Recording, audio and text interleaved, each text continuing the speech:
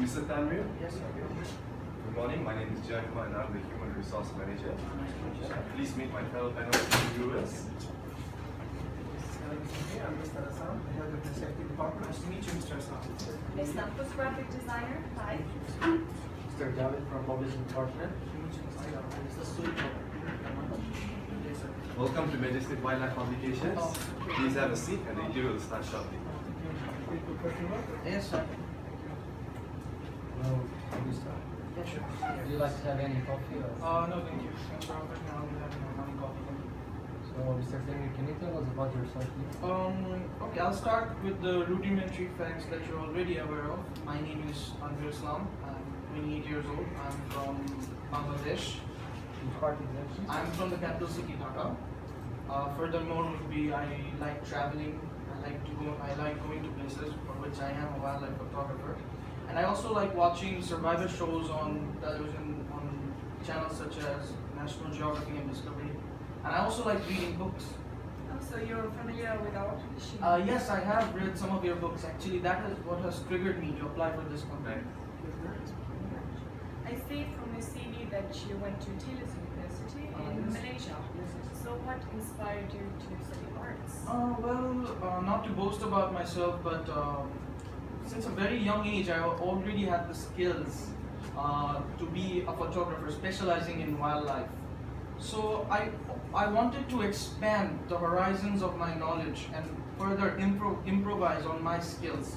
So I decided to take a degree on Bachelor's of Photography from Taylor's University, and I think yes, that has helped me quite a lot. Well, as mentioned, you have graduated from Taylor's. So how do you believe that your college experience have prepared you for this job? Mr. Su, I believe to quite a high extent because when I went to university, I was exposed to a lot of people, a lot of photographers, people with different visions, different ideas, and I got to learn a lot of things from them.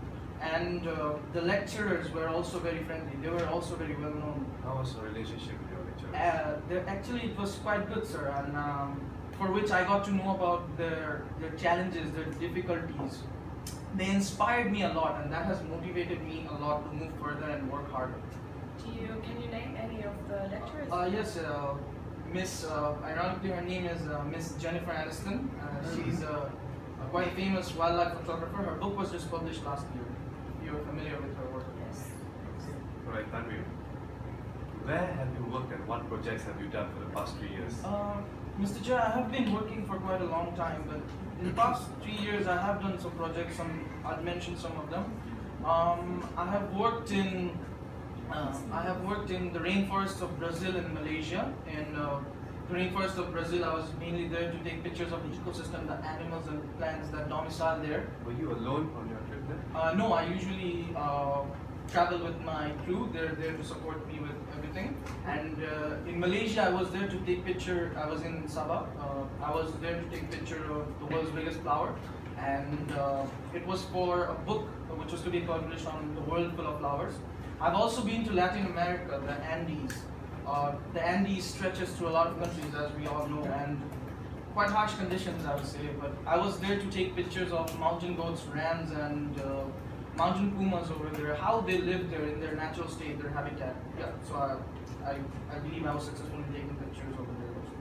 Great. So you've been to different places, taken very different pictures. So what kind of equipment do you use? Can you demonstrate? Yes, I would love to show you my equipment. This is my friend. This has been with me for a very long time. This is my camera. This is the Canon D600. As you can see, I have a normal lens on. This is mainly to take not very far, not very close, a normal distance picture. This is 18 to 55 millimeter. I take normal distance shots with this. And this is the lens. I use for aerial shots, or I zoom in. I take it from a very long distance. It's quite handy while taking that. I also have a micro lens. It's not much, just 50 millimeters. It's to take pictures of small insects or small animals in the ground. Yes, this helps me a lot in the. Could you help show some pictures? Yes, I would love to demonstrate some pictures.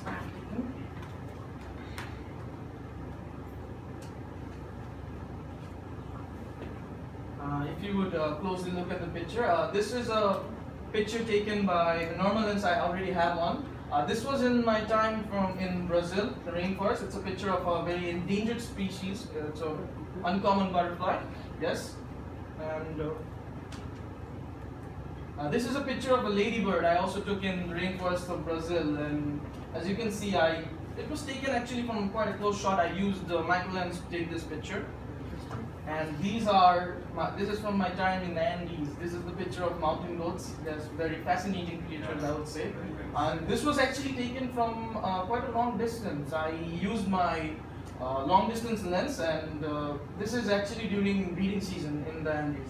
Yes. Well, Mr. Tanvir, I see some editings on your photo. Do you use any software editor that Yes, you have the background? Yes, Mr. Javed, actually I do. As you know, that we photographers have to be very familiar with some editing tools. I personally actually like to focus on photography as an entity itself rather than editing. But yes, I do use one editing software. It is called Adobe Lightroom. As you can, if you would closely look at the picture, see I've blurred out the background. The Adobe Lightroom software, it helps me to blur out the background or blemish any unwanted objects in the scenario, and mainly focus on the object. Like over here, a butterfly having nectar from the flower. Yes, So yes, so it puts mainly the focus on the object, main subject of the picture. So yes, I'm very Do you frequently practice this software? yes, Mr. David, I have been using this software for quite a long time now, 2 years to be precise, and I am quite familiar with this software. Mr. Tanvir, as you mentioned, you have done several projects before. So can you explain one of it specifically? Yes, I'll be happy to. It was actually quite a memorable one. It was in my home country, in the largest mangrove forest, Sundarbans. I was there mainly. I was on a cruise with my crew member. It was in a river, Sundarban. It was in the river, and I was there to take pictures of animals drinking water in the river banks. What And, kind of animal do you talk? yes, animals such as deer, wild boars, and I was lucky enough to get the famous Royal Bengal tiger, for which the Sundarbans is famous for. You usually get to see the footsteps, but I luckily could take that picture. And during the night, I used my night vision binoculars to take picture of nocturnal animals. These animals such as bats and owls. And Could you easily spot them?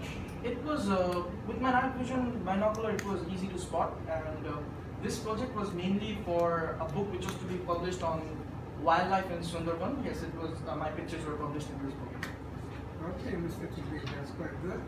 So on days when you are fatigued, so what motivates you to carry on with this job? Well, Mr. Sam, I do not view photography, wildlife photography, as only an earns for living, means for living. This is something I'm rather passionate about, and I enjoy doing this. But yes, there are days I do get stressed and I am fatigued. So on those days, I always motivate myself thinking, why am I doing this? What is the main objective? My main objective is to put forward the wildlife around the globe to the people, and so that my work is also recognized around the world, and maybe win a Pulitzer Award somewhere down the line. Okay, that's quite interesting. So, Mr. Tanvir, I'll put you in a situation, so I'd like you to think out of the box a bit. So, suppose you are in Africa and we required you to take a photograph of a desert snake. So, what are the safety precautions that you would follow? Oh, that is quite an interesting situation I have never encountered yet, but I am quite well researched about different animals, even though I may have not taken pictures. In case of a desert snake, you have to take, they're quite poisonous actually, you have to take picture from quite a close distance. How long that distance you I take? think a distance of 2 meters would be safe, and I would take it with a micro lens. It would probably get the best shot of it. And for my protection, I would wear a protective attire from neck down to my toe. And it's the deserts, I'll definitely carry antidotes and vaccines and a fresh bottle of water for emergency purposes. Okay, Tanvir. This may sound a bit odd, but while on your project, a wolf randomly appears in front of you. How would you react? Yes, it is quite an odd situation. As we all know, wolves like to hunt in packs. but in your case, only one wolf. Yeah. If you don't mind, I'd Yes, like to demonstrate. Please demonstrate. Okay. How would you react? If the wolf say, is in front of me, Alright. I would definitely make sure taking steps very slowly backwards, not making any sudden moves to trigger or provoke the wolf, and I would take a bag or a boulder as per my weight to make myself look as big as possible and intimidating to the wolf, and I'd constantly gaze at the wolf. Yes. And as we all know, if we do not harm or disrupt the wolf, it will not harm or disrupt me. So hopefully, eventually, it will go on its own way. What In about the- case, sorry. In case if you're attacked, how would you protect yourself? Mr. Javed, Do you bring any weapons with you? Yes, Just in case they attack you? yes, actually, to be precise, there are some ethical norms I follow. I do not carry any dangerous weapons or anything that will harm the animals. But yes, for rudimentary protection, me and all my crew members, we keep a safety pocket knife, and this is only for worst case scenarios in case we're attacked or something. Or else I do not use it. I'm very friendly with animals, and I just focus on doing my job. Okay, and what about the equipment that you carry with you?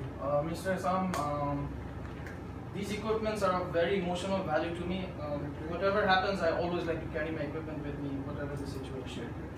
Thank you for the demonstration. So you've answered a lot of questions that we've asked you. Yes. So do you have any questions for us? Yes, I do have a query. For example, if I am to be chosen for this job and I am to be sent in harsh places such as the Arctic, most of your books are based on the Arctic, the North and the South Pole. So, are there any training measures or safety measures or equipments I didn't work with, I have to work with? Do you provide any training regarding those matters? Well, Tanvir, in the Human Resource Department, if you are going to send you abroad to places where you have never been, we will definitely ensure you go for training with the gears you're going to use and the equipment and everything, so you don't have to worry about it. Yeah, we'd like to add that as well. You don't have to worry about your safety and health. We would provide you with precautions that you would follow so that you can take care of yourself and how would you react in such situations. Also, as a publishing department, we also train you in different softwares for the editing, as we saw in your last pictures. Yeah, nothing else that we have. No, I believe you have addressed all my queries. I'm satisfied with. Thank you, Tanvir. We'll get back to you within the next 2 weeks. Thank you so much for your time today.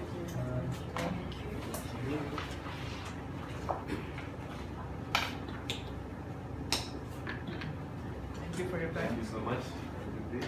That's how we do it. Thank you. It was a pleasure. Hope to see you soon. Thank you for your time. I'll be hoping to get your 5 minutes. Thanks very much. Have a nice day.